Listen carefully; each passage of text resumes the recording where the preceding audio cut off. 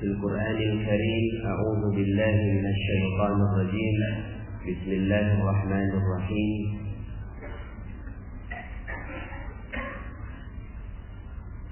إنما أمره إذا أراد شيئا أن يقول له كن فيكون.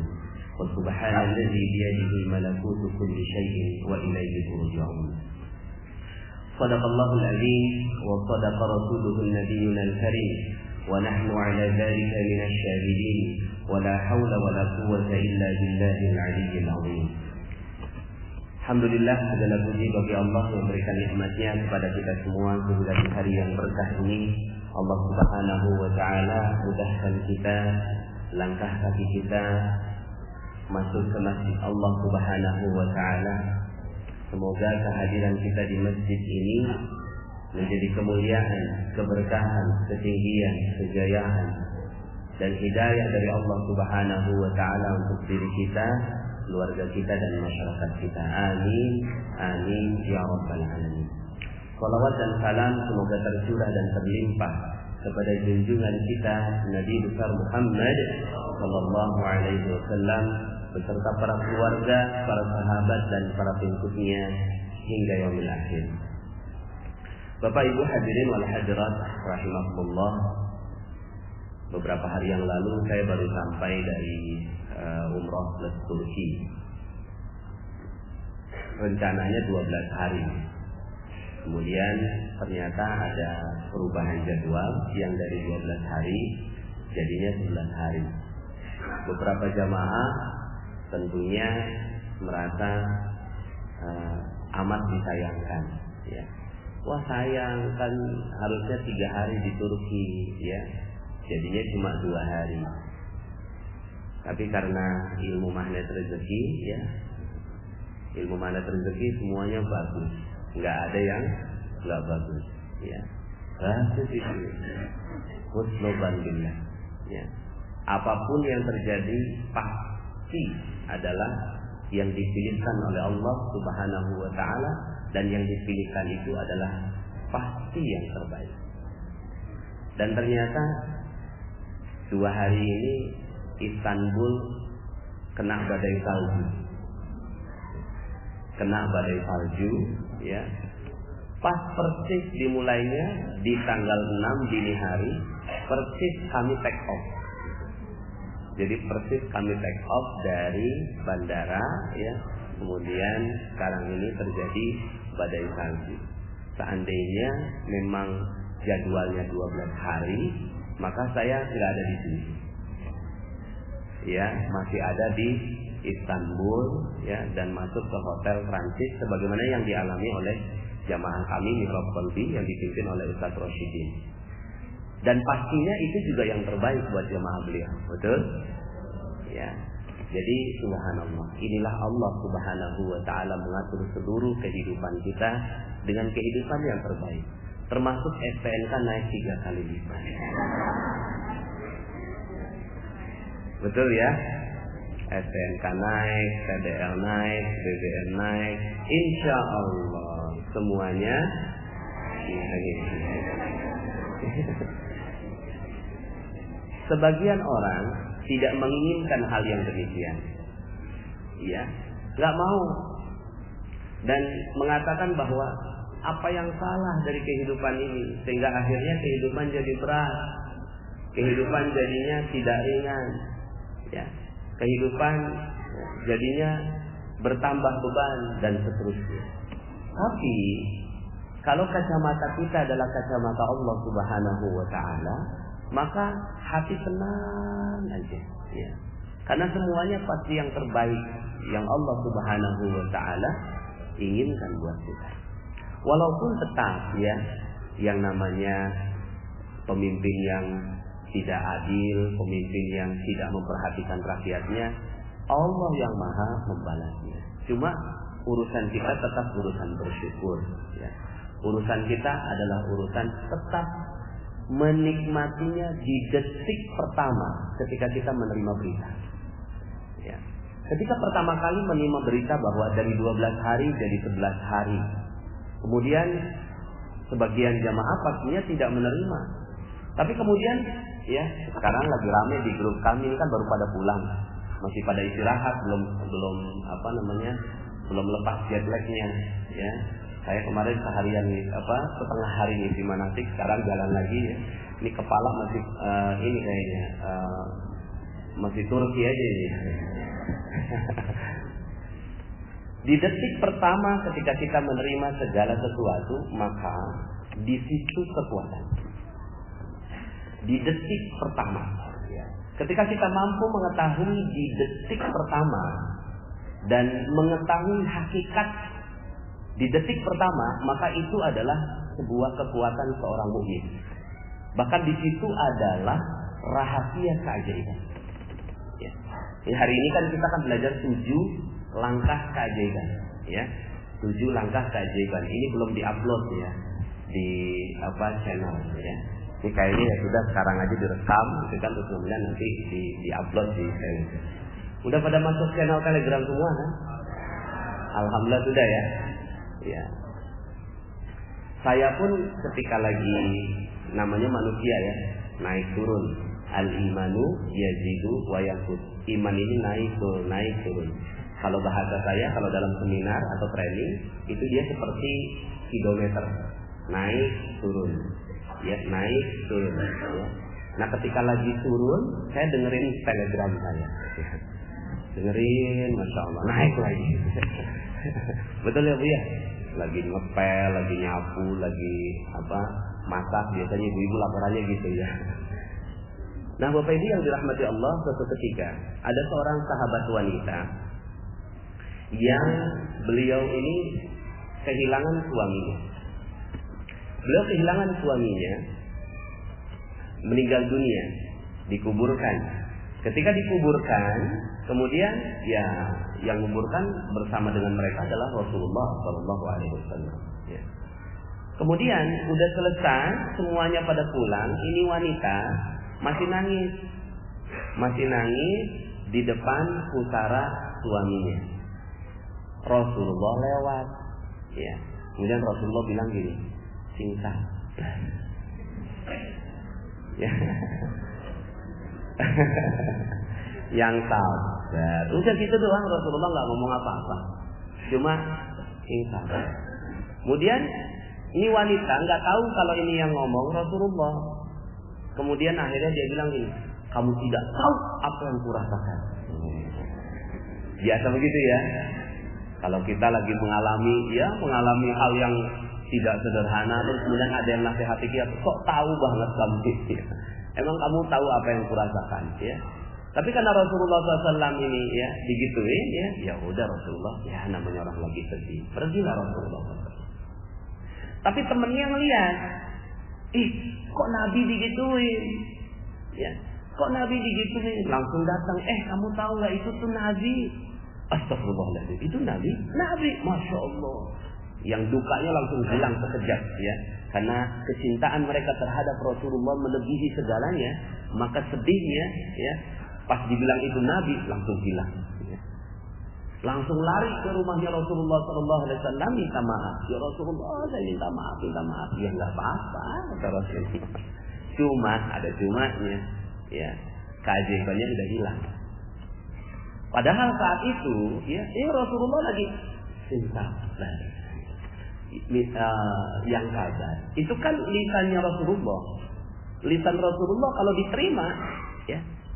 Pas misalnya kalau dia tahu lah itu dari Rasulullah SAW yang sabar, kemudian diterima dengan baik, di situ ada keajaiban. Cuma dia nggak terima, ya. Kamu tidak tahu apa yang kurasakan. Ketika ditolak seperti ini, maka keajaiban yang besar langsung hilang. Ya. Keajaiban yang besar itu langsung hilang karena dia tolak. Nah, pas dia tolak begitu, ya sudah, nggak ada keajaiban. Ya. Makanya kata Rasulullah SAW setelah itu mengatakan as-sabru inda sosmatil ula. Sabar itu ditumbuhkan pertama. Ya, yang namanya sabar itu ya bukan ditumbuhkan pertama, bukan ditumbuhkan keberapa kesekian, tapi ditumbuhkan pertama ketika kita terjadi berita handphone hilang. Ya. Pas handphone hilang, aduh, gimana nih? Panik ya. Setelah itu ingat materi mana rezeki. Astagfirullah. Setelah sekian lama, baru kemudian dia sadar, ya. Ya nggak apa-apa sih, udah bagus, tapi keajaiban yang besarnya sudah hilang. Jadi kapan terjadinya keajaiban yang sangat-sangat besar itu kesempatannya? Itu bukan pertama. Pas handphone hilang, oke.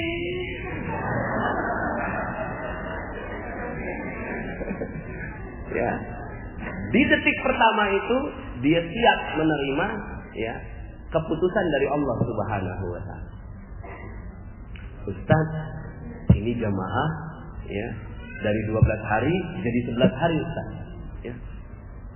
Dalam hati saya, ini ada yang bisa menerima di detik pertama, ya. Ada yang ada yang tidak bisa menerima, ya. Ya, ada yang minta kompensasi kan, ya. Namanya wajar, ya, namanya juga udah bayar, ya. Kompensasi, alhamdulillah, karena kita ternyata bisa cancel hotelnya, ternyata bisa kita kembalikan. Nah, Bapak Ibu yang dirahmati Allah Subhanahu wa taala, pengetahuan tentang ini ternyata tidak sederhana.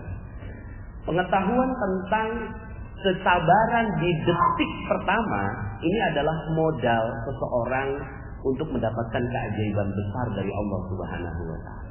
Kalau kita didik terus gitu ya, maka kita akan menjadi manusia yang super loh, ya. Dan manusia yang super inilah manusia yang, ya, tiap harinya menerima keajaiban demi keajaiban demi keajaiban dari Allah Subhanahu wa taala. Karena, ya, keajaiban ini adalah rezeki yang besar. Kenapa saya sebut keajaiban? Karena dia beyond sunnatullah. Beyond sunnatullah. Ini sunnatullah nih. Ini sunnatullah. Keajaiban itu di atasnya sunnatullah. Keajaiban itu di atasnya sunnatullah. Jadi yang namanya sunnatullah itu kalau kita mendidihkan air di 100 derajat dia mendidih. Itu sunnatullahnya. Pas kita pegang panas itu sunnatullah. Tapi pas kita pegang dingin ini namanya keajaiban. Ya. Seperti yang terjadi pada Nabi Ibrahim alaihi salam. Ya. Maka yang kita inginkan di dalam keajaiban itu melebihi batas sunnatullah. Sunnatullah itu kalau kita melakukan A dapatnya B, sebab akibat. Gitu. Sebab akibat. Ya. Itu sunnatullah. Makanya di dalam dunia barat itu dikenal yang namanya metode penelitian. Ya. Metode penelitian, ada hipotesa dulu, diuji hipotesanya, kemudian diuji lagi, sampai kemudian akhirnya kesimpulan. Itu adalah sunnatullah. Sunnatullahnya apa? Ya sunnatullahnya ketika air didinginkan 0 derajat dia membeku, itu sunnatullah. Sunnatullahnya apa? Sunnatullahnya kalau kerja sekian jam dapat UMR. Ya. UMR di Jakarta katakan 3,5 juta. Ini sunnatullah. Tapi ada seorang satpam ternyata, ya, gajinya nggak 3,5, gajinya 15 juta. Dari jalan yang dia nggak paham, dari jalan yang tidak bisa dijelaskan secara logika. Nah, kalau tidak bisa dijelaskan secara logika, ini yang namanya keajaiban. Kok bisa gitu? Nah, kita ini, Bapak Ibu yang dirahmati Allah Subhanahu wa taala, yang ada di depan saya ini manusia ajaib atau manusia biasa? Betul ya? Siap ya? Iya dong, kita manusia ajaib. Ajaibnya gimana? Ajaibnya utang Indonesia 4.000 triliun. Itu sunnatullahnya. Kalau dihitung-hitung, ya, berapa tahun baru bisa lunas? Ya. Kalau dihitung-hitung 4.000 triliun. Masyarakat Indonesia udah ada yang hitung dah tuh ya. Sampai anak 3 generasi itu belum lunas, Bapak Ibu. Apalagi ditambah terus. Kalau mau pakai logika, nggak akan pernah lunas. Apalagi pakai ilmu ekonomi sekarang yang dikuasai oleh Menteri Keuangan, Bapak Ibu. Ya. Maka kita pengen 3 tahun lunas, betul ya? 3 tahun lunas, kalau bisa malah lunas hutang seketika. Seperti judul audio yang di Telegram. Lunas utang seketika, kita nggak punya utang kok. Kalau Allah mau, makanya di dalam ilmu Islam itu Allah nggak bicara tentang ilmu sunnatullah. Baca Al-Quran Bapak Ibu. Sepanjang kita membaca Al-Quran, Allah selalu menjelaskannya keajaiban demi keajaiban demi keajaiban demi keajaiban. Supaya apa? Supaya keajaiban itu menginternalisasi di dalam diri kita. Kok bisa ya? Kok ngepas ya? Pas take off, badai mulai. Kok bisa? Gimana ngejelasin secara logika? Emang saya tahu, emang Mihrab tahu, emang travel tahu, emang penyelenggara dari turnya itu yang di Istanbul tahu kalau akan ada badai. Nggak bisa Bapak Ibu. Ini ada kalau sekarang kan udah pada canggih ya, handphonenya ada weather. Di sini nggak ada, ya. Di weather ini suhu Turki itu nggak ada kelihatan kalau akan ada badai. Tiba-tiba badai. Nah ini alhamdulillah jadi cerita, ya. Alhamdulillahnya sekarang malah jadi cerita. Nah ini yang namanya beyond sunnatullah. Makanya kalau Allah katakan innama amruhu idza arada syai'an ay yaqula lahu kun fayakun. Kalau Allah innama amruhu idza arada syai'an, sesungguhnya ketika Allah menginginkan sesuatu, memerintahkan sesuatu, kalau dia menginginkannya, idza arada syai'an ay yaqula lahu kun fayakun. Jadi, maka jadi. Ya udah, begitu aja ilmunya. Nah, sekarang pertanyaannya, itu kan ilmunya Allah, apakah bisa manusia memiliki ilmunya Allah? Enggak bisa. Cuma Allah berkenan memberikan ilmu itu, ya, berkenan memberikan keajaiban itu kepada siapa yang dia kehendakinya setelah dia melalui 7 prosesnya, 7 langkah yang mau kita proses, ya. Mau berproses Bapak Ibu? Nah, kalau kita mau maka ya, kalau seandainya ini Bapak Ibu yang dirahmati Allah Subhanahu wa taala, kita jalankan dengan baik, dahsyat. Tiap hari kita dapat keajaiban. Ajaib aja hidup kita. Kok bisa ya? Kok bisa ya? Ya. Seperti misalnya gini ya, sebenarnya kita nih hidup keajaiban itu udah setiap hari.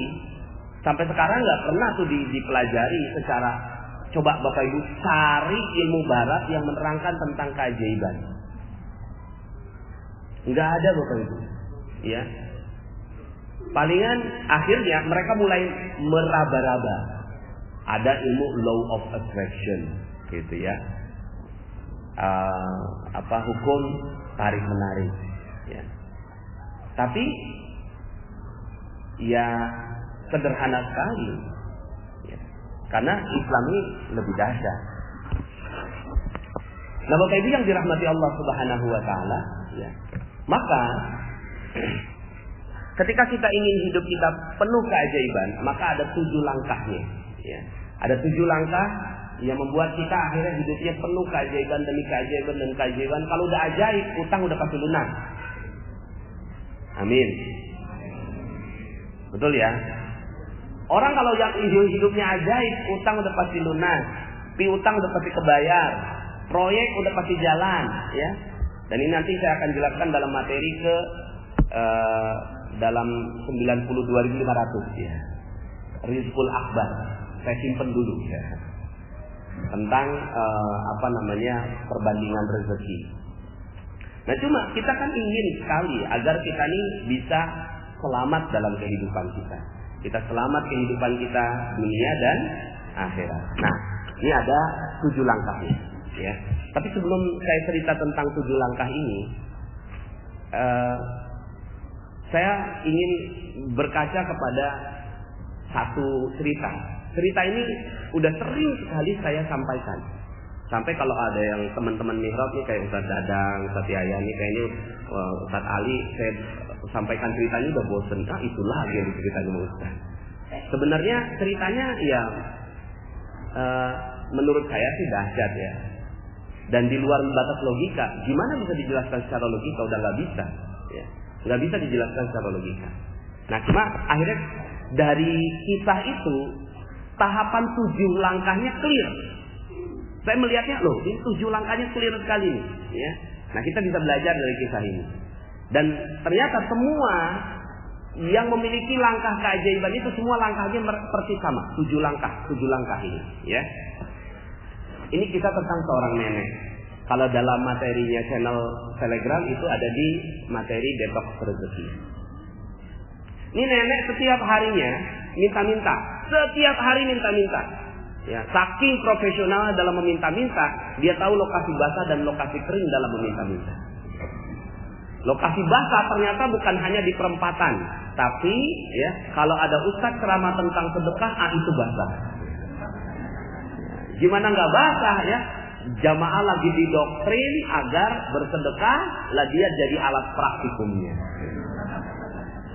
Akhirnya ya dia datang ke pengajiannya Ustadz Yusuf Mansur.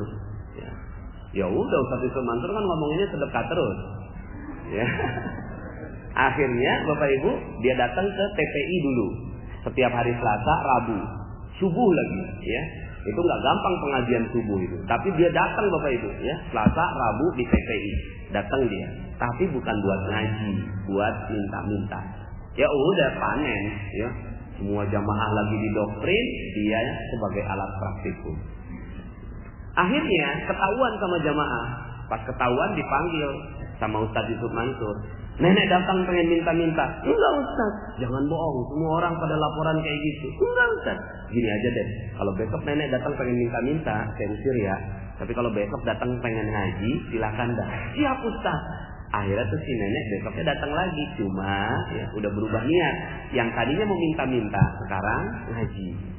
Dan dia akhirnya ngaji tuh. Ngaji. Sampai satu hari. Ada Ustadz Yusuf Mansur, ada tuh si nenek, ada saya.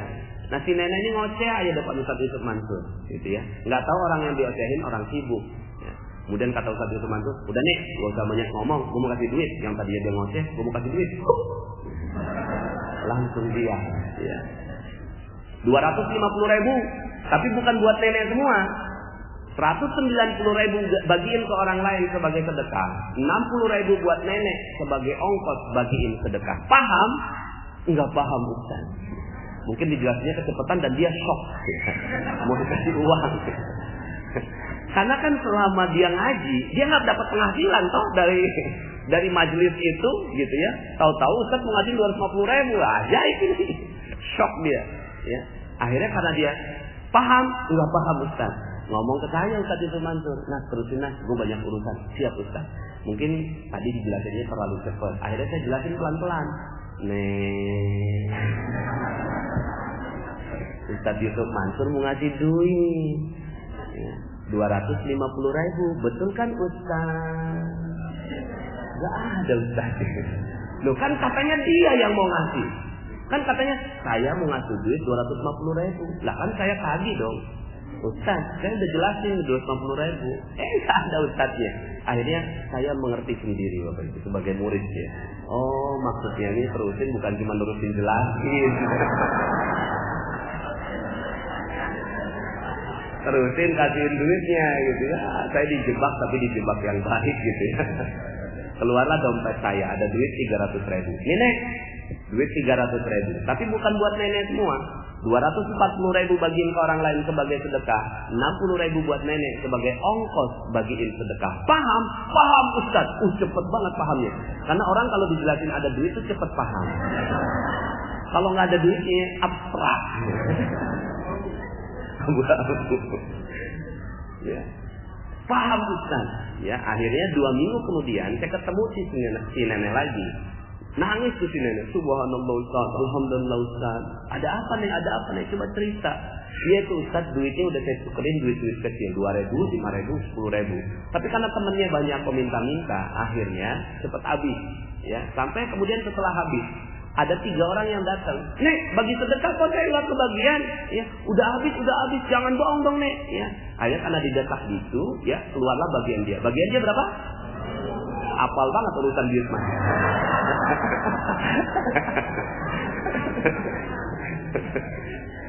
Enggak ya, bercanda ya. Keluar 10.000. Bagi 3 ya, udah habis. Ya. Bagi 3 akhirnya ya udah selesai. Pagi harinya dia melakukan seperti itu. Malam harinya lewat depan sebuah rumah. Namanya Ibu Hajah Maryam. Ya, dipanggil ke si nenek. Nek, sini nek. Ada apa Bu Haji? Enggak tahu nih. Beberapa bulan ini, lihat kalimatnya. Beberapa bulan ini saya terus keingetan nenek. Alhamdulillah tadi pagi saya udah daftarin nenek pergi umroh. Alhamdulillah. 10.000 pergi umroh. Di Mihrab Qalbi itu cuma uang parkir. Ya, 10.000. Tapi ini subhanallah, sekarang pertanyaannya Bapak Ibu, ini masuk logika atau masuk keajaiban? Itu maksud saya. Ini beyond sunnatullah namanya. Yang namanya sunnatullah, orang mau pergi umroh, bagaimana caranya? Ngumpulin uang, ya kan? Kemudian doa, terus kemudian masukin ke rekening, pelan-pelan dikumpulin, bekerja keras, ya terus sampai akhirnya uangnya cukup. Berapa sih uangnya pergi? 25 juta. Oh ya udah, kalau dia ngumpulin 1 juta tiap bulan, 25 bulan dia pergi. Ini namanya sunnatullah. Tapi kalau di luar sunnatullah, ini namanya keajaiban. Dan Islam adalah agama yang di atas sunnatullah. Jadi kalau seandainya ya, Masya Allah nih, agama ini dijalankan dengan baik, kira-kira Indonesia jadi negara maju dalam 3 tahun, 5 tahun, siap nggak Bapak Ibu? Bisa nggak kira-kira? Kalau Allah mau bisa, makanya nggak usah bicara tentang hal yang mustahil, bicara tentang invasi, ya Inggris waktu itu, ya Bung Tomo, ya udah yang diajak adalah bakul-bakul nasi, ya. Kemudian pekerja-pekerja kasar, buru-buru, ya tukang-tukang beca, ayo semuanya bangkit. Dia nggak ngajak orang-orang yang nggak paham keajaiban.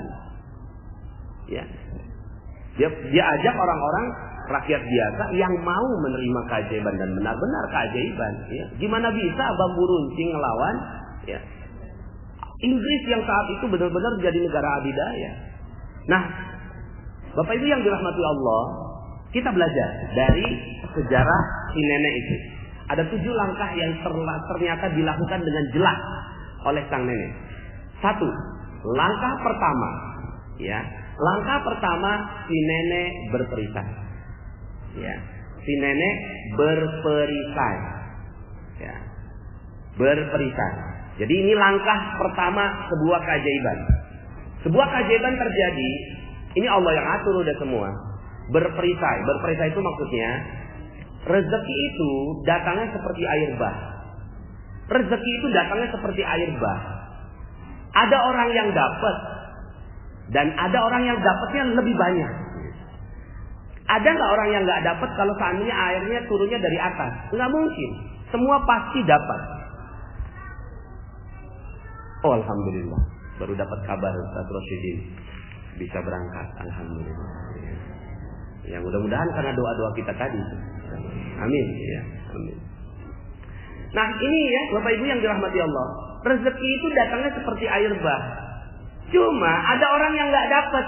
Siapa mereka yang nggak dapat? Bukannya kita nggak dapat, tapi karena ada orang yang pakai perisainya. Dia pasang perisainya sampai akhirnya, ya setiap air datang, dia pasang perisai, air datang, dia pasang perisai, maka akhirnya dia nggak dapat air. Ya, dia pasang perisainya. Kalaupun dapat air itu nyepres, itulah UMR itu. Gitu, itu UMR. Takdirnya orang Islam, ya, takdirnya manusia itu nggak dapat ya UMR ya, harusnya takdirnya itu berlimpah ruah, minimal 5 miliar per bulan lah. Percaya nggak 5 miliar per bulan? Percaya ya? Ya. Gimana caranya? 7 langkah ini ya. 1, setiap orang berperisai. Kullu bani Adam khata'un wa khairul khata'at tawwabun. Setiap bani Adam, setiap anak Adam itu berperisai, berdosa. Maka perisainya ini adalah dosa. Perisai ini adalah dosa. Ya. Sederhana sekali. Kalau kita mau dapat rezeki sederhana, perisainya dihilangkan. Langkah kedua nanti. Nah, Langkah pertamanya setiap orang berperisai. Makanya dakwahnya nabi-nabi sederhana, masuk di nomor 1 ini. Kamu tuh berperisai, lepaskan perisainya. Sederhana.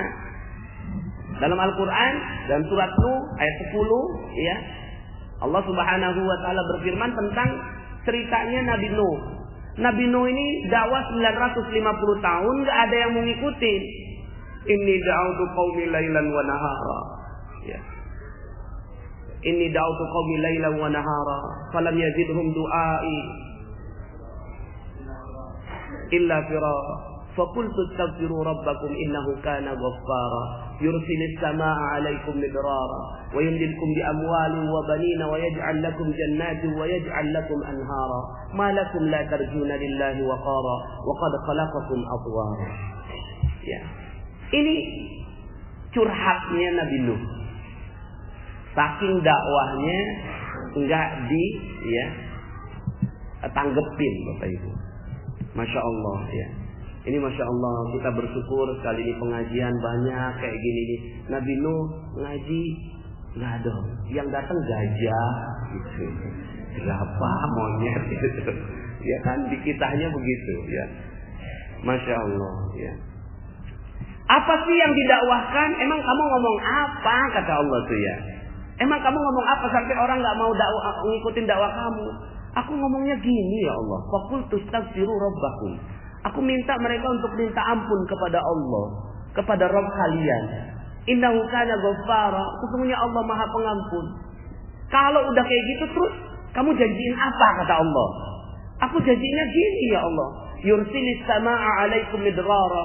Akan ditambahkan, diturunkan rezeki yang berlimpah dari air ya, hujan yang lebat turun ke bawah ya. Wa yumdidkum bi amwalin wa banin, dan akan ditambahkan harta. Nabi Nuh itu tidak mengatakan wa yumdidkum bil khairat, tidak. Wa yumdidkum bi amwal. Akan ditambahkan harta-harta.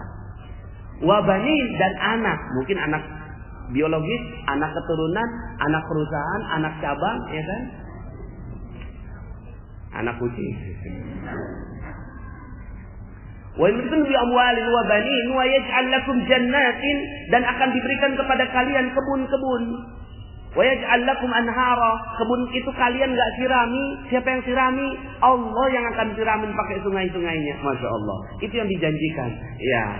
Ya kata Allah, ya benar dakwahnya udah. Dakwahnya udah benar. Ya.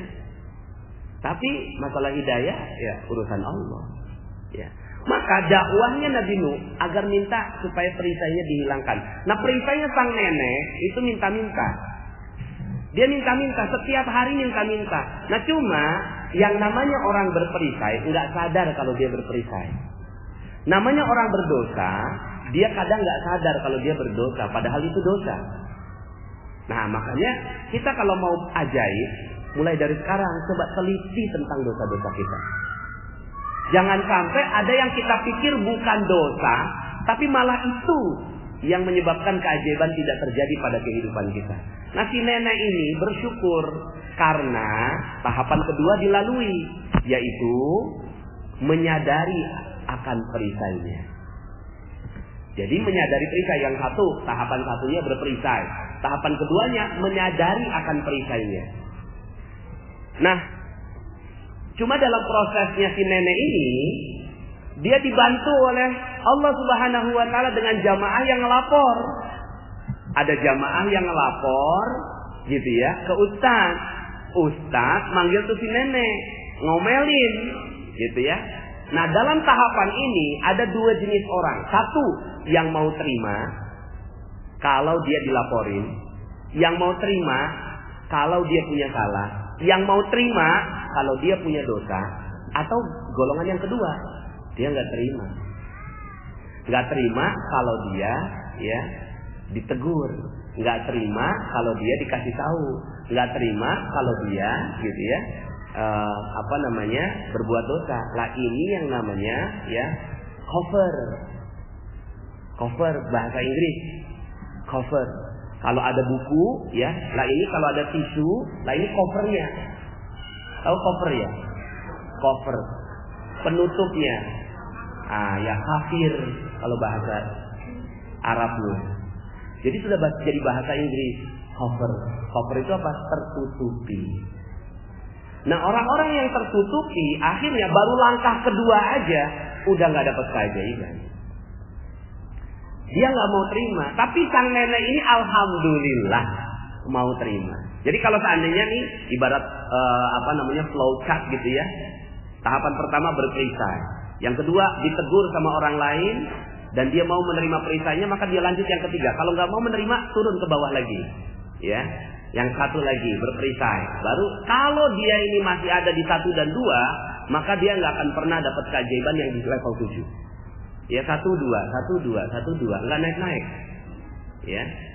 Ustaz, kapan keajaiban saya? Lah, ente udah sadar belum? Gitu ya. Kalau udah sadar, maka dia baru akan naik. Nah, cuma memang yang namanya sadar dari dosa ini nggak gampang. Sadar dari dosa ini, Masya Allah, apa salah saya? Emangnya saya ya nggak berhak itu ngomelin suami saya?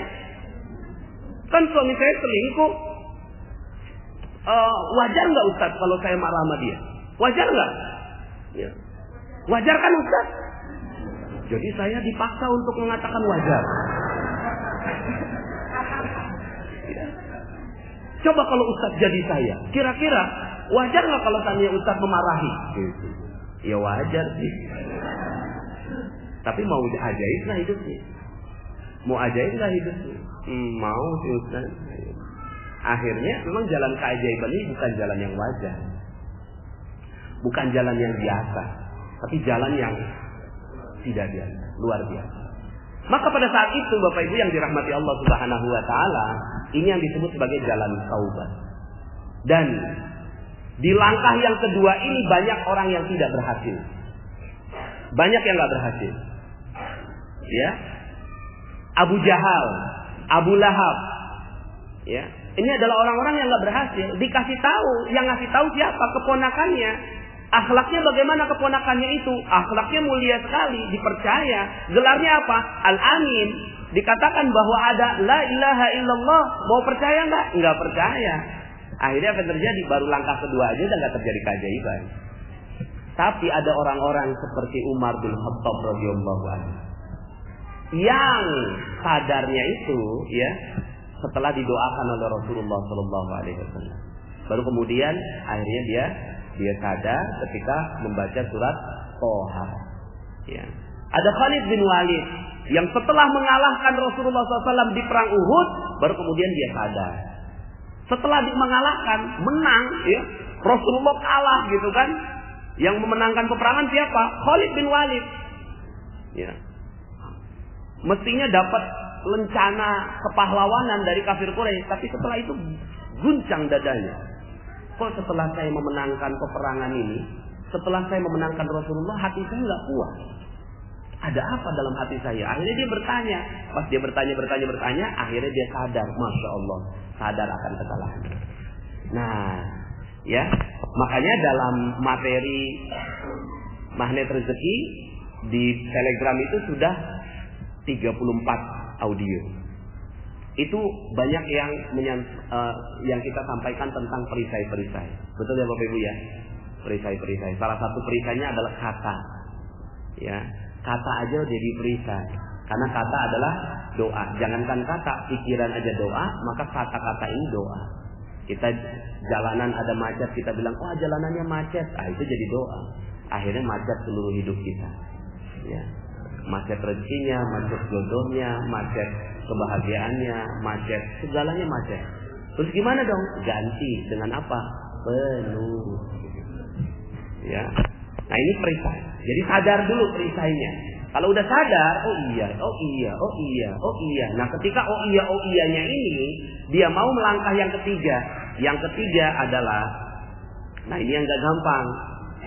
Ya, langkah ketiga ini gak gampang Bapak Ibu. Tapi kalau dia mau masuk, ya, ke langkah yang ketiga ini, maka dia akan siap menerima. Tapi ini baru langkah ketiga. Padahal keajaiban itu di nomor 7.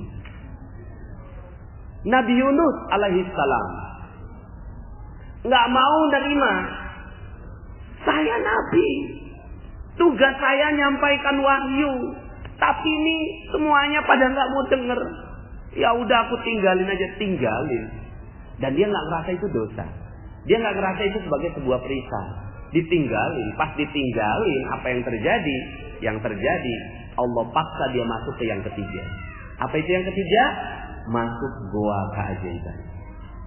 Ya, nomor 3 ini masuk goa keajaiban. Makanya kemarin saya menyampaikan materi goa keajaiban ini di 3 tempat, ya, di Raudhah, ya, kemudian di kamar hotel saya supaya konsentrasi, sama yang ketiga di Multazam, ya, di arah Multazam, agar mudah-mudahan ini bisa menjadi keajaiban untuk Anda semua. Amin ya rabbal alamin.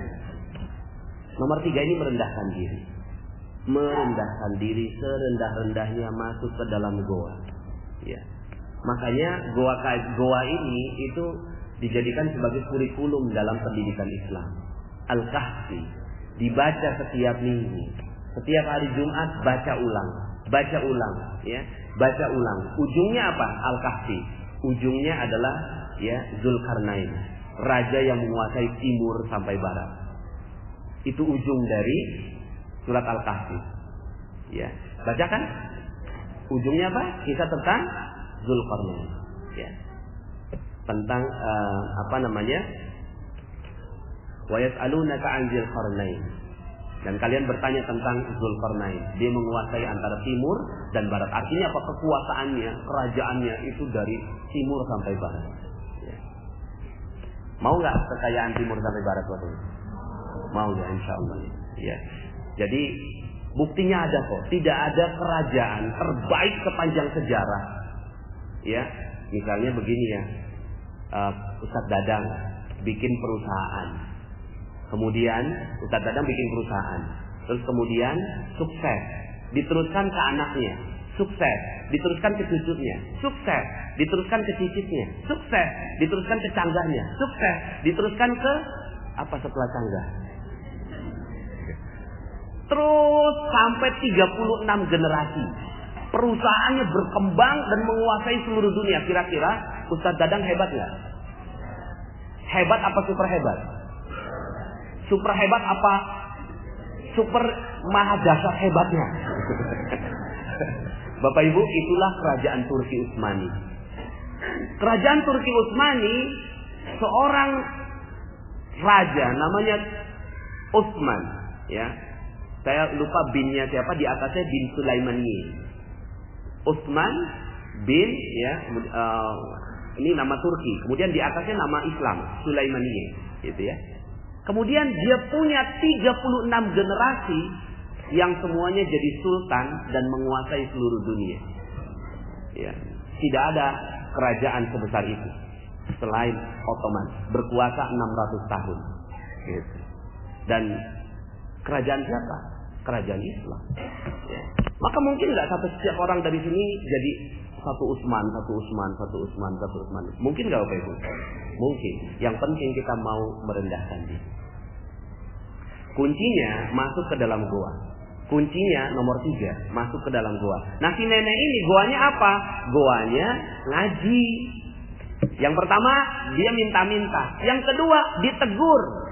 Coba kalau seandainya dia nggak mau melalui yang ketiga, Bapak Ibu, apa yang terjadi? Dia tersinggung.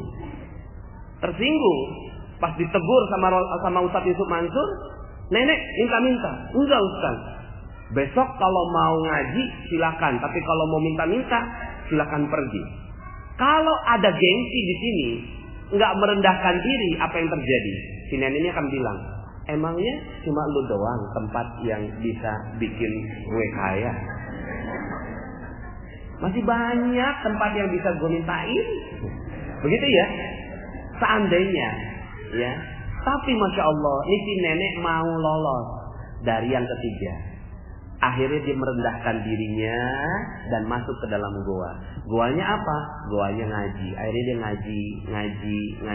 Lah ini goa kita, Masya Allah. Ini orang-orang yang gak mau merendahkan diri, gak mungkin masuk sini.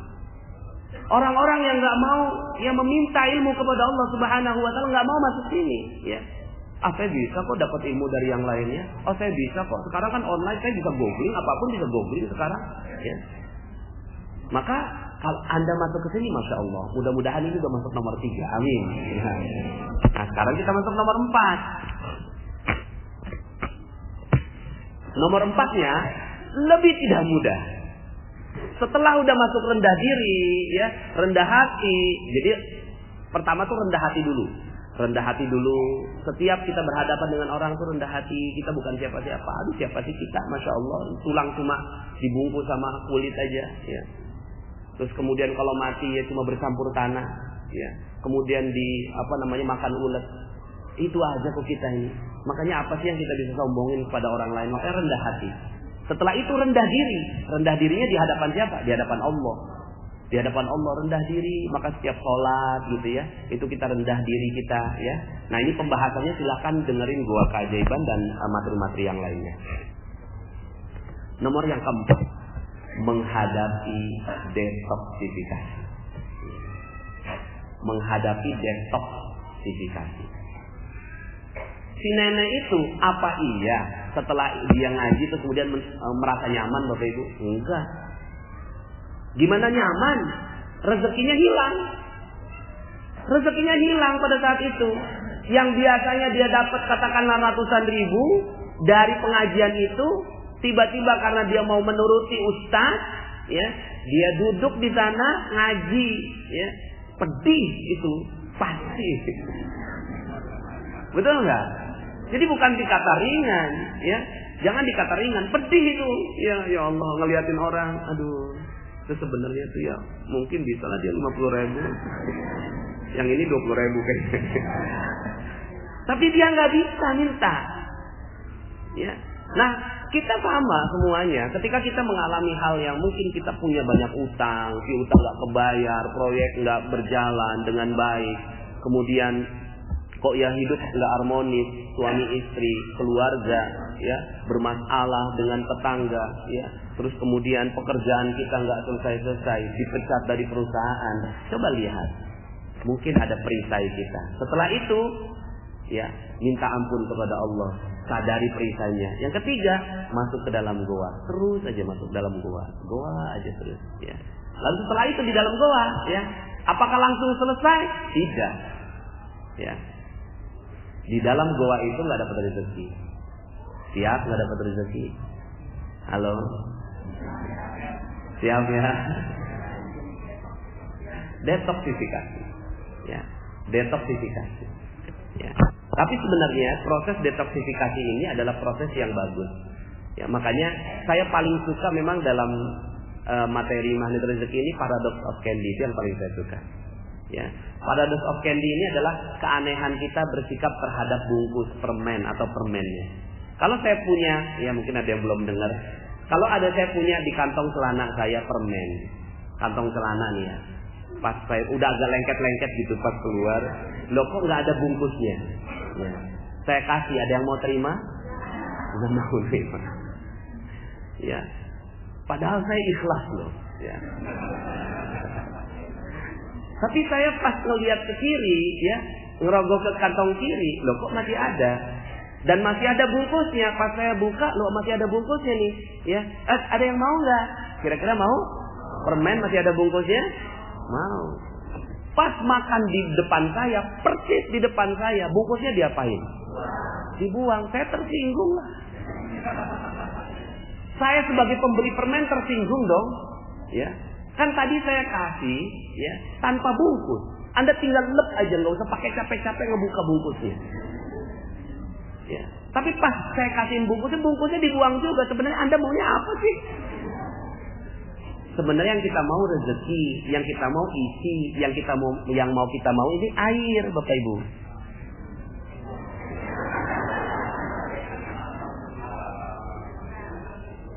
Alhamdulillah. Tapi apakah mungkin Ustadz Dadang ngasih saya, Ustadz perlu minum? Iya. Coba dongakan mulutnya. Apa mungkin seperti itu? Nggak mungkin. Maka Ustadz Dadang kasihin tempat yang bagus. Sudahlah pakai ini lagi. Nggak butuh saja. Nggak butuh ya. Cuma kayaknya kok bagus ya. Supaya nggak masuk debu Ustaz. Ya. Lah ini yang namanya bungkus. Bungkusnya kita nggak butuh, tapi tidak mungkin ada rezeki datang tanpa bungkus. Maka tahapan yang keempat ini penting. Tahapan keempat adalah menikmati detoksifikasinya, menikmati bungkus-bungkus rezekinya. Handphone hilang di kesempatan pertama. Oke. Bungkus permen. Ya. Seandainya kita mampu, ya kayak seperti sekarang ini Ustaz Rosyidin 2 hari Bapak Ibu, 2 hari di Istanbul, saya bisa rasakan itu karena tas bagasinya kan nggak ada, cuma tas cabin. Tas cabin itu nggak cukup untuk mengganti baju. Dia 2 baju itu size A, size B, ya kan? Ya. Kemudian waktunya juga terbatas. Beliau akhirnya mungkin ke Madinahnya terbatas, ke Mekahnya terbatas. Kalau nggak sabar pada saat itu, apa yang terjadi? Nggak dapat rezeki sama sekali. Tapi ketika mampu menikmati rezekinya, oh ini detox. Oh mungkin dulu kita pernah bikin orang delay, nah sekarang Allah bikin kita delay. Oh mungkin ya dulu saya pernah bikin orang tertahan uangnya sama kita, lah sekarang Allah bikin kita tertahan. Oke deh, saya terima apapun yang Allah inginkan untuk saya. Kalau ini yang terjadi, maka sudah. Jadi nikmati aja detoxnya. Jadi Indonesia ini lagi ngalami detox Bapak Ibu. Ya, lagi ngalami detox. Subhanallah, ya. Ya.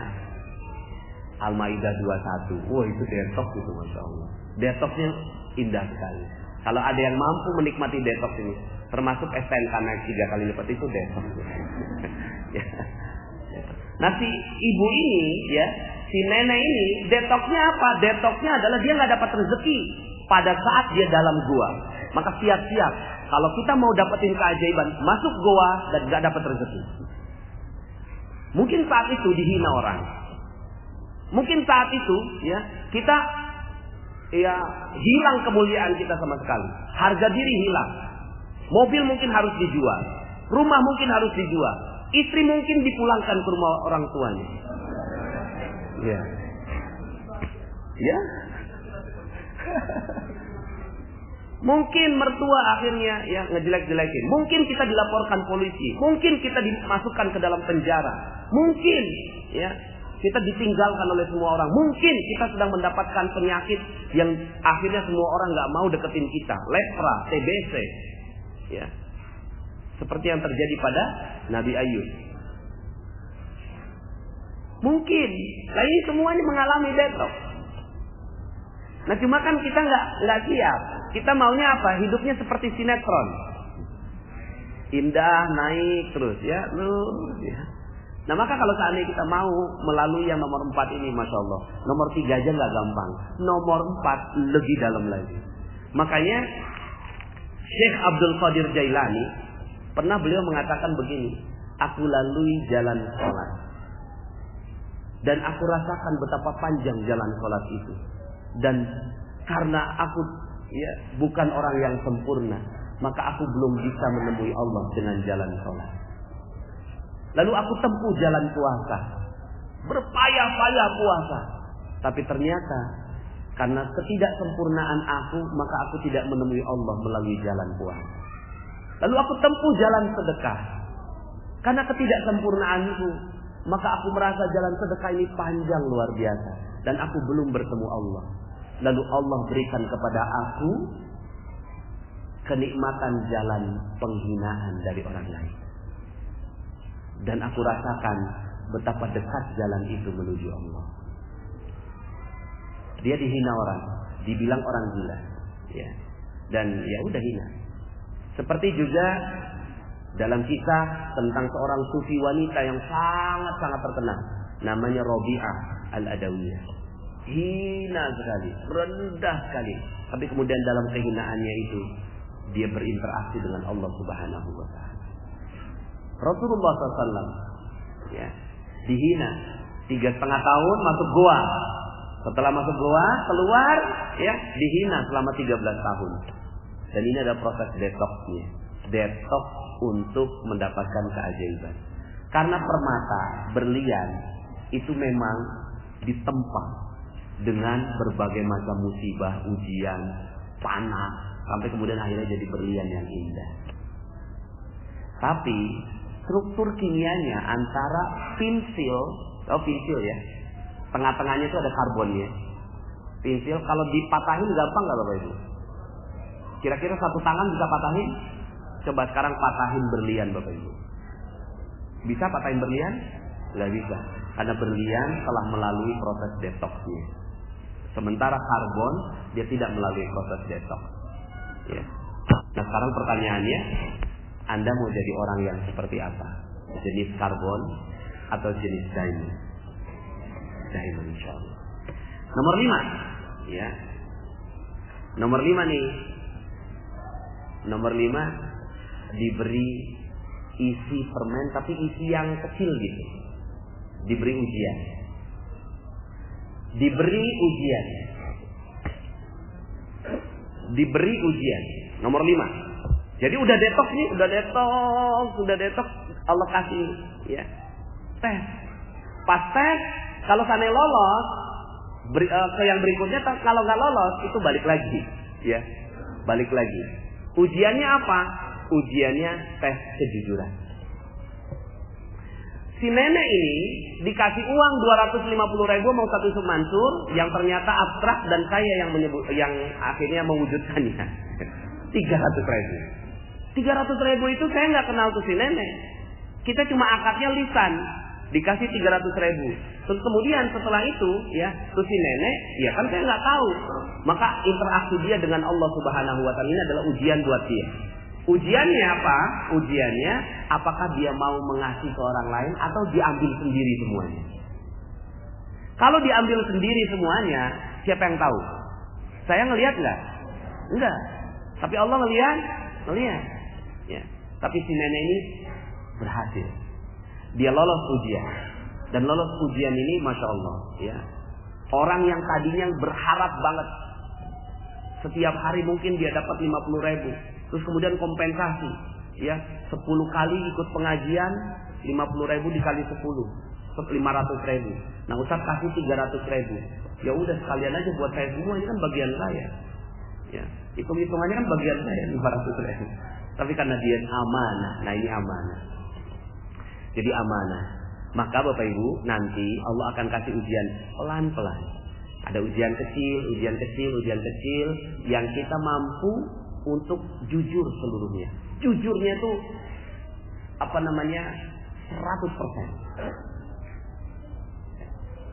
Inna sidqa yahdi ilal birr. Sesungguhnya kejujuran itu mengajak kepada kebaikan. Wa innal birra yahdi ilal jannah. Sesungguhnya kebaikan ini mengarahkan kepada surga. Nah, Bapak Ibu yang dirahmati Allah, maka nomor 5 ini enggak sederhana. Nomor 5 ini kita akan menghadapi mungkin proyek yang akhirnya kita pas lagi mau ngerjain, tiba-tiba susu anak harus diprioritaskan. Terus kemudian kita bilang, mungkin ada yang bisa kita ambil sedikit, orang kan nggak lihat. Ya. Terus kemudian kita kasih ke susu anak. Maka langsung tuh yang tadinya nomor 5 balik lagi ke nomor 1. Ya. Yang tadi udah mau dapat keajaiban nih, nomor 5 nih, ya. Balik lagi ke nomor 1. Gitu. Terus kemudian mungkin pas kita jalan nemuin dompet. Subhanallah, dompet. Pas dibuka isinya persis nilai yang kita butuhkan. Terus kemudian kita lihat KTP-nya. Dalam hati, siapa tahu nih dia mau ngasih hadiah buat saya. Maka datang deh ke rumah orangnya. Ini udah jujur bukan? Jujur. Tapi tidak memenuhi syarat untuk naik level ke nomor 6. Datang ke sana tuh. Pas datang ke sana, terus kemudian dikasih, ya. Terus pas sudah dikasih, ya. Dikembalikan dompetnya. Ini nih saya mau kasihin hadiah buat kamu. Maaf. Saya nggak pantas kayaknya untuk menerimanya. Tolong. Saya lagi proses detox. Udah dengar channel Telegram kan? Pergi aja langsung. Kenapa? Karena itu ujian. Ujian berharap pada manusia. Ujian berharap pada manusia. Dan ini babnya sebenarnya ini cuma daftar isi sebenarnya. Ya, karena ujiannya banyak sekali. Ya, ujiannya banyak sekali. Karena gini Bapak Ibu, ada dua jenis cleaning service. Ada dua jenis cleaning service. Cleaning service A, ya, cleaning service A ini, ya, itu dia dipanggil sama staff. Mas, sini mas. Ada apa bu? Tolong dong beliin gado-gado. Sebentar ya bu. Saya ngepel dulu. Pas udah selesai ngepel, ya mana bu uangnya? Tapi sebelum saya terima uangnya, ibu tahu kan kalau job desk saya itu kan ngepel. Ngebeliin gado-gado itu kan bukan job desk saya. Jadi ibu paham kan apa yang saya maksud? Kira-kira Anda ngedengar kalimat kayak gitu, dia berharap dapat tip gitu loh. Tapi diingetin, jangan sampai lupa tip saya. Kira-kira ngedengar yang kayak gitu nih, ya. Anda sebenarnya pengen nggak ngasih tips buat dia? Enggak, itu dia. Ini kita baru dari manusia ke manusia, udah nggak mau. Tapi ada cleaning service jenis B.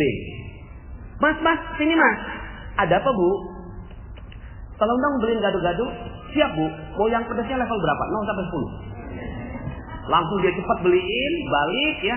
Bu ini yang karetnya 1 level sekian, karetnya 2 level sekian, karetnya 3 level sekian. Lah ini silahkan. Mas, bentar mas. Saya mau kasih tips. Aduh maaf bu, jangan bu. Tolong bu, jangan. Kan ibu tahu job desk saya kan ngepel. Gado-gado itu, beliin gado-gado bukan job desk saya. Maka yang halal pada saya adalah yang ngepel. Ngebeliin gado-gado ini nggak halal buat saya bu. Kalau tipsnya saya terima, karena ini saya ingin memberikan kebaikan buat ibu. Tolong jangan berikan saya. Saya lagi detox. Udah dengar channel Telegram kan? Masya Allah Bapak Ibu. Kira-kira nih kalau Anda yang ngorder beli gado-gado, pas makan gado-gadonya rasanya gimana? Kok dia nggak mau terima ya? Betul ya? Kok dia nggak terima? Ini yang namanya nanti dalam audio yang setelah membernya 95.000 itu namanya resonansi rezeki. Resonansi rezeki nih Bapak Ibu, ya. Yang mikirin rezekinya bukan kita, tapi orang lain. Ya, orang lain yang mikirin rezekinya kepada kita. Gak terima kan? Wah, saya gak terima. Kamu pernah nggak minta beliin gado-gado sama si A? Pernah. Dia nerima nggak uang tipsnya? Enggak. Bener-bener ya. Ya.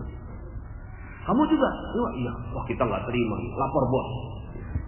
Bos, kita mau lapor. Kenapa? Itu cleaning service itu tuh. Masa dia nggak mau terima tips? Loh, saya juga. Kata si bos tuh. Terus apa yang kalian inginkan? Kita nggak terima bos.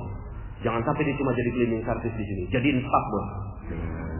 Akhirnya yang mikirin untuk jadi staff siapa? Orang lain. Akhirnya naik nih. Dipanggil. Mas, coba sini mas. Kamu ijazahnya apa sebenarnya? Ijazahnya S1 pak. Loh kok kamu mau jadi cleaning service? Loh itu rezeki yang saya terima sekarang pak. Maka saya syukuri dan itu yang halal buat saya. Terus kamu sebenarnya maunya apa? Ya saya nggak mau apa-apa pak. Karena rezeki saya sudah berlimpah ruah. Dan ya, kalaupun seandainya ada orang-orang yang mau minta tolong sama saya, maka itu amal bakti saya buat mereka.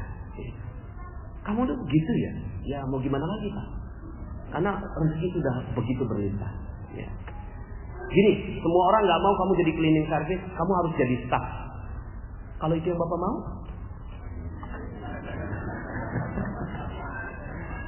Akhirnya ini naik lagi, dan ini bukan kisah rekaan Bapak Ibu. Ini kisahnya Pak Hotman Zat Arifin almarhum. Beliau adalah seorang yang jadi cleaning service di Citibank dan menjadi vice president di perusahaan yang sama. Ternyata ketika ditanya rahasianya, dia melalui level 5 berhasil gitu ya, dan level 6 berhasil. Level 6-nya apa? Level 6-nya ya, dia memuliakan dan membahagiakan orang lain. Nomor 6 ini terumbu karang. Nomor 6 ini terumbu karang. Jadi ya kalau ada yang sudah pernah mendengarkan materi terumbu karang juga materi favorit saya. Ya, terumbu karang adalah materi favorit saya. Jadi Allah titip rezeki. Ya, Allah titip rezeki kepada hewan, Allah titip rezekinya. Ya, nggak mungkin Allah kasih rezeki langsung kepada jerapah di pucuk-pucuk pohon, kepada monyet di pohon pisang, kepada ikan di terumbu karang. Maka kalau ditanya, hei ikan, di mana rezeki kamu? Di mana Allah titip rezeki kamu? Langsung dia jawab, di terumbu karang. Gitu. Hei jerapah, di mana rezeki kamu dititip sama Allah? Di pucuk-pucuk pohon. Ya. Kemudian kira-kira nih, coba ajak si ikan. Hei ikan, yuk kita hancurkan. Ya, terumbu karang. Ya nggak mau. Itu kan rezeki saya. Akhirnya emang tidak ada ikan yang menghancurkan terumbu karang, jerapah yang menghancurkan pucuk pohon, ya, nggak ada yang mau. Tapi, ya, manusia ketika ditanya, saya sebelum menyampaikan materi ini saya survei dulu ke banyak masjid, ke banyak orang yang saya tanya, kira-kira menurut kamu di mana dititip rezeki manusia? Nggak ada yang bisa jawab loh. Di mana dititip rezeki manusia? Nggak ada yang bisa jawab. Ada yang jawabnya di mana-mana, saking di mana-mananya nggak fokus, nggak dapat. Di bank, di tambang, di proyek, di bos, di pimpinan, bukan. Rezeki Allah dititip di kemuliaan dan kebahagiaan orang lain. Itu rezeki Allah. Dititip di kemuliaan dan kebahagiaan orang lain. Ketika orang lain mulia dan bahagia karena kita, maka rezeki pasti mengalir dan Allah akan titip rezeki itu. Ya. Nah sekarang pertanyaannya, kalau tadi tuh ya, ikan kan nggak ngancurin terumbu karang, monyet nggak ngancurin pohon pisang, tapi ada nggak manusia yang menyakiti perasaan manusia lain? Kenapa coba? Karena dia nggak tahu di situ letak rezekinya. Kalau dia tahu di situ letak rezekinya, mau nggak dia sakiti orang, Bapak Ibu? Mau nggak dia sakiti hati istri? Mau nggak istri nyakiti hati suami? Mau nggak gitu ya kita nyakiti hati perasaannya bencong? Ya saya seringkalinya saya tarik ke yang sangat drastis Bapak Ibu. Misalnya kita lagi naik mobil, kemudian di sebelah kiri kita itu jam 12 malam Ustaz Dadang, diketok-ketok. Pas kita lihat bencong di Taman Lawang. Tok-tok-tok, abang. Kira-kira di kepala kita, ya, kita ngomongnya gimana? Ya, ahli neraka, kaumnya Nabi Lut. Ya. Itu lagi merah tuh lampunya. Ya Allah, cepetan hijau. Itu langsung habis rezekinya. Bisa nggak kalau seandainya pas kita ngelihat si bencong ini kita muliakan dan bahagiakan dia, ya? Udahlah nggak ngorder, ya kan? Nggak negor, ya kan? Ini ngancurin dengan doa yang nggak baik di kepala kita. Bisa nggak kita muliakan dan bahagiakan dia? Gimana caranya muliakan dan bahagiakan bencong? Ya Allah, segerakan ya Allah, dia menemukan jalan taubatnya. Aku doakan agar dia segera mendapatkan jalan taubat sebelum dia meninggal dunia. Ya Allah, muliakan dia, rahmati dia, berkahi dia, jayakan dia, berikan rezeki yang halal barokah selain dari apa yang sekarang dia lakukan. Ini sambil megangnya kencang Bapak Ibu itu petirnya. Ya. Pas hijau, gitu. Ya. Tapi selamat itu ya. Nah, nomor 6 ini Bapak Ibu adalah ujian terhadap manusia. Jadi yang nomor 5 ujian kejujuran, nomor 6 ujian manusia. Ada kalanya ketika kita lagi mau dapetin keajaiban, itu ada orang-orang yang datang pada kita, nyebelin, terus kemudian kita sakiti hatinya. Maka nomor 6 turun lagi, gitu. Turun, jatuh lagi, gitu ya, turun. Ya. Nah, keajaiban itu terjadi di nomor 7. Keajaiban itu terjadi di nomor 7. Jadi setelah kita udah ngakui perisai kita, ya. Jadi kita berperisai, ngakui perisai kita, ya. Kemudian mengalami ya, merendahkan diri, masuk ke dalam goa, menghadapi detoksnya dan kita nikmati detoks itu dengan baik ya. Hilang handphone, ya kita bilang alhamdulillah, terima kasih ya Allah, sebentar lagi istrinya datang, gitu ya. Rumah kebakaran, alhamdulillah, ya. Anak meninggal dunia, ya. Kita sering kalinya ngomongnya innalillah, tapi innalillahnya intonasinya yang tidak tepat. Padahal innalillah itu dibaca sama dengan alhamdulillah, sama, jiwanya sama dengan alhamdulillah. Anak meninggal dunia, alhamdulillah. Cuma bacanya innalillah. Gitu. Ya. Kalau sekarang kan anak meninggal dunia innalillah. Ya. Seakan-akan enggak terima. Ada jeruk nipisnya, ya. Tahu ada jeruk nipis ya? Tapi kalau innalillah wa inna ilaihi raji'un, sawat gitu loh. Ya, namanya juga udah meninggal dunia. Mau gimana lagi, enggak bisa dikembalikan, ya. Nah, Bapak Ibu yang dirahmati Allah, maka nomor 7, puncak keajaiban itu terjadi. Kun fayakun Allah terjadi. Cuma yang namanya kun fayakun itu nggak usah ditungguin. Setelah kita melalui yang nomor 6 tuh, ya Allah, saya kan udah melalui yang nomor 6. Mana nih keajaiban? Keajaiban itu ya ujuk-ujuk gitu loh. Tiba-tiba datangnya, dilalah tiba-tiba ada langsung datang, tring gitu loh, ya. Subhanallah, ya. Baru setelah itu kita pikir, oh karena kita sudah melalui prosesnya, maka Allah memberikan keajaiban buat kita. Jadi ini 7 langkahnya, ya. Jadi 7 langkah yang kalau kita jalankan dengan baik, ya. Dan sebenarnya ya di antara 7 langkah ini, ya, materi-materinya magnet rezeki itu saling mendukung satu sama lain untuk memudahkan. Nah, ini untuk membuat rangkaian ceritanya, ya. Jadi rangkaian ceritanya, ya, setelah kita menyadari akan dosa-dosa kita.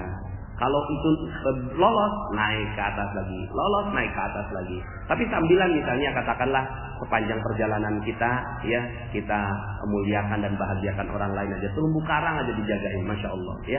Kemarin itu saya agak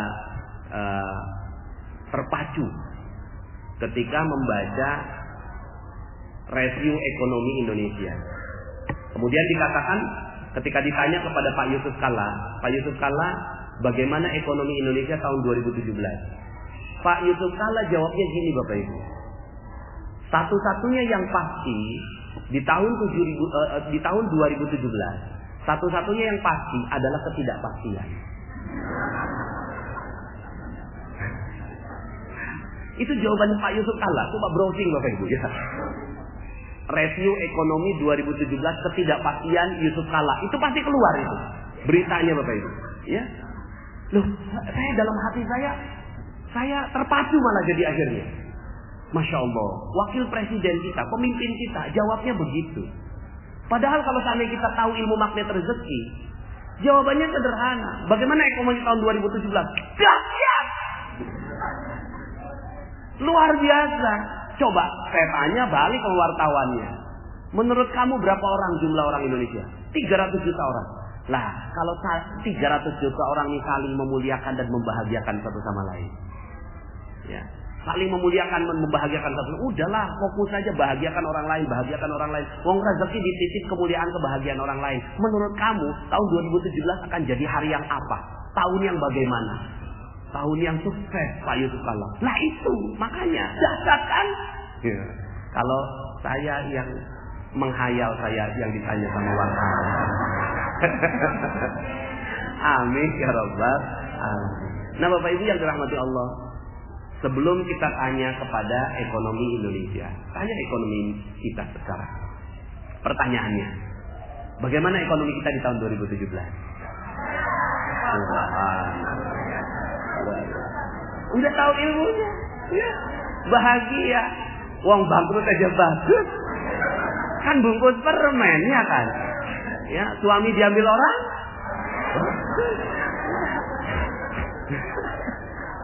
ya, istri diambil orang, bagus, ya, dan seterusnya. Semuanya bungkus permen kok. Hal-hal yang nggak enak di seluruh kehidupan kita cuma bungkus permen, di baliknya ada isinya. Yang penting kita melalui prosesnya dengan baik, ya sudah, ya Bismillah, Insya Allah. Maka ujung dari semua kisah-kisah para sahabat itu pasti happy ending, Bapak Ibu. Happy ending semuanya. Nabi Yusuf setelah masuk gua happy ending jadi raja. Ya, Nabi Musa setelah melalui Firaun di belah lautan muncul negara Palestina, ya. Kemudian Nabi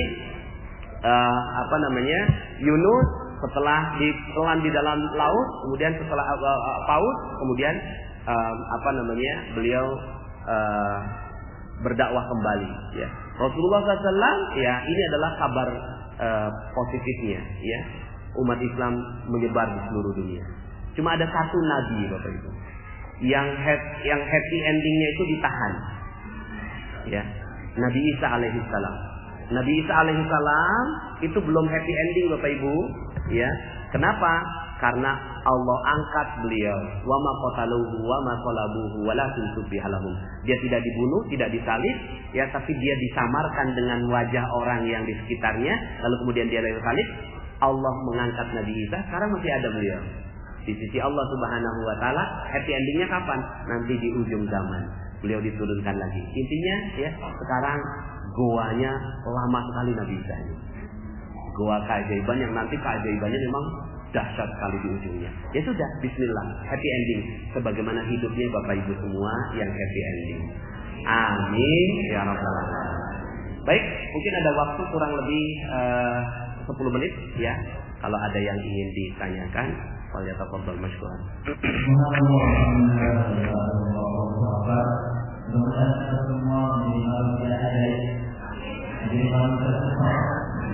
Jadi hamba yang luar biasa tempat ada ini betul dengan Allah. Apa yang kita sampaikan dari pertanyaan dan saudara dari ibu pertanyaan kita membantu.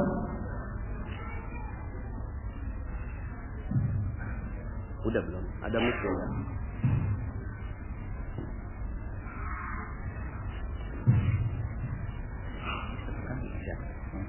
Pakai apa dulu?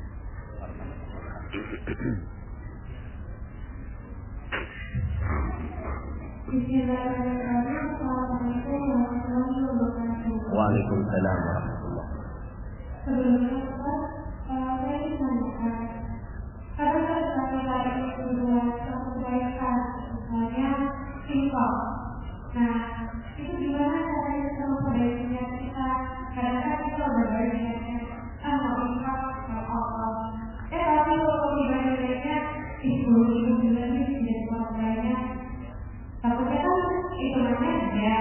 Nah, itu gimana cara kita memperbaiki niat kita supaya amalan singkong kita ini jadi pahala di wilayah saya, supaya masalahnya itu Assalamualaikum. Ya, yang jelas ini, setiap amalan yang ditujukan agar dipuji orang itu tidak menimbulkan keajaiban. Rezeki hilang. Jadi ketika kita bersedekah, terus kemudian kita senang orang lain memuji kita, lihat dong saya ini, ya. Maka ya udah, kita nggak dapat imbalannya, nggak dapat imbalan yang setimpal dari Allah Subhanahu wa taala. Dan Allah senang kok kita minta imbalan, Allah senang. Ya, Allah senang sekali minta imbalan. Apa kita minta imbalan kepada Allah Subhanahu wa taala. Cuma mintanya ke Allah gitu ya. Pas sedekah, pas itu langsung coba luruskan niat. Ya Allah, kalau seandainya ini yang terjadi, maka habis gitu ya. Enggak dapat apa-apa saya ini gitu ya. Maka pahami itu dulu. Pahami tentang ilmu rezeki dan keajaiban, bahwa segala yang ditujukan untuk Allah maka akan dibalas oleh Allah Subhanahu wa taala. Segala yang ditujukan buat manusia akhirnya dibalas oleh manusia. Kira-kira manusia itu bisa balas apa buat kita? Enggak ada. Mereka enggak bisa balas apa-apa. Maka ya memang betul-betul kita mengobati ria itu ada dua. Satu, ilmu. Jadi tambahkan ilmunya. Semakin ilmunya nambah, insya Allah keikhlasannya itu akan muncul. Yang kedua, kebiasaan. Jadi memang mungkin awalnya ikhlasnya 1, tapi ulangi lagi mungkin nambah jadi 2, ulangi lagi nambah jadi 3, ulangi lagi nambah jadi 4 dan seterusnya. Sama seperti anak kita ketika awal mula gambar. Ketika awal mula menggambar, dia tunjukin kemana-mana. Tapi makin lama orang liatin gambar dia, ih malu, jangan diliatin dulu, ya kan? Jangan dilihat dan seterusnya. Nah sama dengan kita. Awalnya mungkin keikhlasannya cuma satu, tapi makin lama makin naik. Jadi dua, satu ilmu, yang kedua pembiasaan. Itu aja, gitu ya, nggak ada yang lain. Ya, ilmunya apa? Ilmunya adalah ketika kita, ya ilmunya sih semua ilmu agama itu akan menambah keikhlasan. Semua ilmu agama, ya, akan menambah keikhlasan. Ya, tinggal kita pahami bahwa dia ada orang yang bilang gini, Ustaz, saya pondok kenapa males ya, gitu ya. Saya jawabnya gini, terusin aja malesnya. Terusin aja malesnya. Palingan cuma dampaknya aja nanti hidup kamunya nggak akan pernah ada keajaiban, rezeki kamu seret gitu kan, habis ditipu orang gitu. Saya ituin gitu ya. Oh gitu ya Ustaz. Ya udah makanya jangan malas gitu. Akhirnya karena kita tahu dampaknya. Kenapa kita sedekah? Iya, karena kita nggak tahu dampaknya. Coba tahu dampaknya. Ketika tahu dampaknya, masya Allah, ya. Ketika kita tahu dampaknya, maka kita nggak mau. Makanya itu ilmu, ya. Tambahin lagi ilmunya mudah-mudahan dengan materi-materi rezeki bertambahlah keilmuan kita kepada Allah Subhanahu Wa Taala.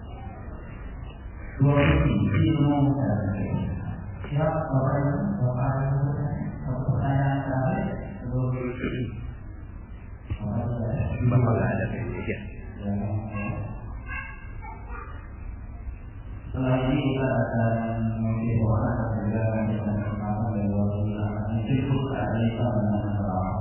Nanti di akhir nanti Allah. Waalaikumsalam warahmatullahi wabarakatuh.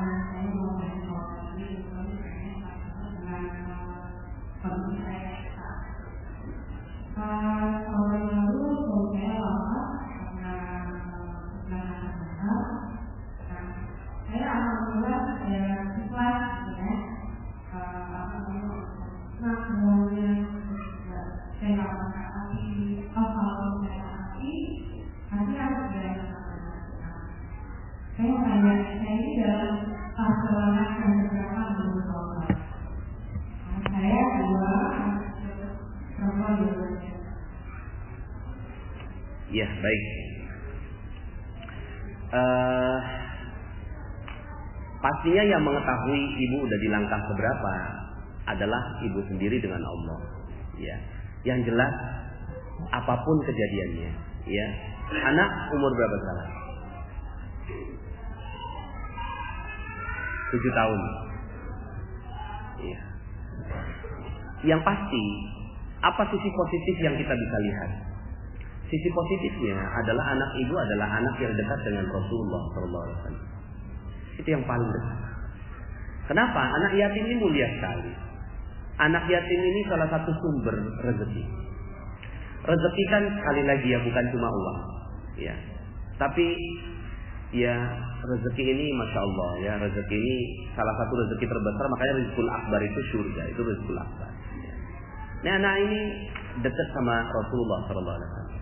Ya. Maka salah satu sisi positifnya, karena yang namanya mati, namanya meninggal dunia, ya, kullu nafsin dha'iqatul maut. Setiap yang berjiwa pasti merasakan mati, dan tergantung kematiannya, ya, kita nggak tahu, ya, karena apa, sebab apa. Nah, sisi positif yang kita bisa lihat adalah jagain anak ini sampai mereka besar. Anda jagain, ya. Tergantung Anda menjaganya sendiri atau kalau ada jodoh lain, ya. Maka Allah berikan yang terbaik buat Anda, ya. Yang jelas anaknya, fokusnya ke anaknya. Anaknya ini jagain. Lihat tatap mata mereka setiap malam dan bersyukur kepada Allah. Ya Allah subhanallah, saya dititipin anak yatim, ya. Dititipin anak yatim, maka ya Allah ya Rahman, ya. Sebagaimana nabimu, rasulmu adalah yatim, maka muliakan kami karena kami ini menjaga anak yatim, ya. Nah, kalau itu yang terjadi, ya, maka ya itu sudah masuk di nomor 3, nomor 4, ya kan? Nomor 3, nomor 4, nomor 5 juga diberi ujian, ya. Nah, kalau ya nomor 6-nya adalah Anda menikmati dan memuliakan mereka. Fokus saja muliakan mereka, fokus memuliakan, bahagiakan mereka, ya. Ini adalah amal soleh yang Allah Subhanahu Wa Taala titipkan untuk Anda. Setiap orang punya amal soleh berbeda-beda. Nah, Anda beruntung sekali karena dititipi anak yang yatim ya dan jaga ya. Mudah-mudahan Allah Subhanahu wa taala rahmati Anda semua. Nah, setelah itu ya udah, enggak usah terlalu ya keajaiban itu ya ujuk-ujuk aja ya. Tiba-tiba aja ya. Saya yakin lah kalau memang Anda bersyukur menikmati ujiannya, menikmati hidup ini dengan ikhlas, benar-benar ikhlas tanpa ada jeruk nipis gitu ya.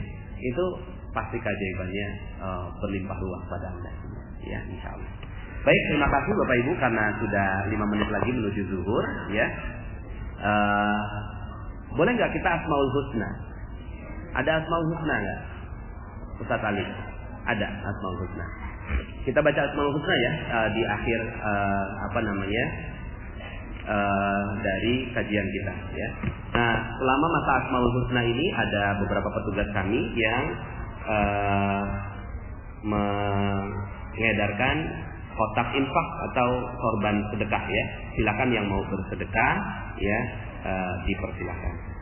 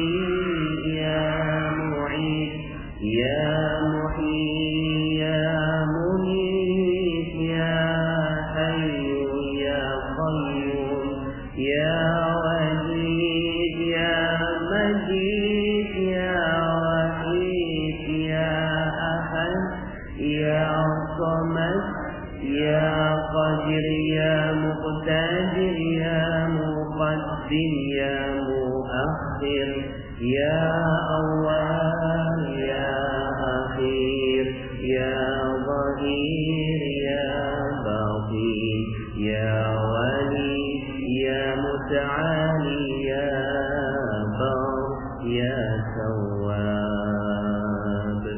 Ya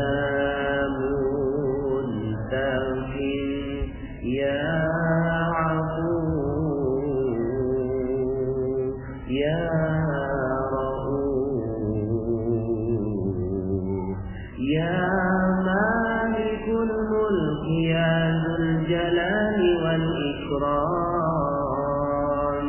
Ya Muqi', Ya Jami', Ya Ghani, Ya Mughni, Ya Mani', Ya Dhar, Ya Nafi', Ya Nur, Ya Hadi, Ya Badi', Ya Baqi, Ya Wahid, Ya Rashid, Ya Sabur, Ya Allah, Ya Allah, Ya Allah, Ya Allah, Ya Allah, Ya Allah, Ya Allah, Ya Allah, Ya Allah, Ya Allah, Ya